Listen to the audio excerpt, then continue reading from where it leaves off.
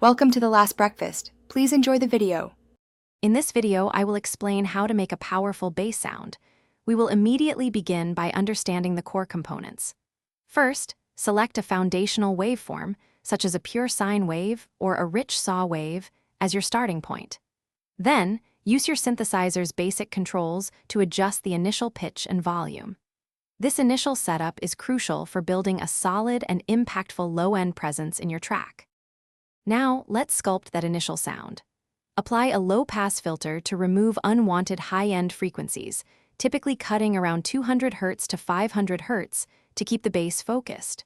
Next, adjust the amplifier envelope to control how the sound evolves over time, perhaps with a quick attack and a longer decay.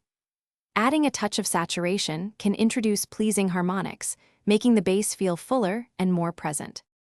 To truly enhance your bass, consider layering. Combine a sub-bass layer with a mid-range layer to add depth and clarity. Next, apply a compressor with a ratio of about 3:1 to control the dynamics, ensuring a consistent volume.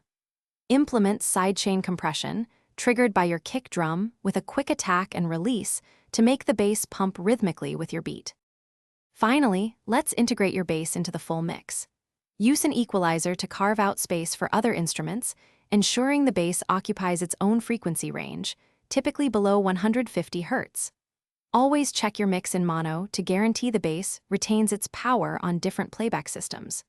During mastering, a gentle limiter can add the final touch, bringing the overall loudness up by 1 or 2 decibels.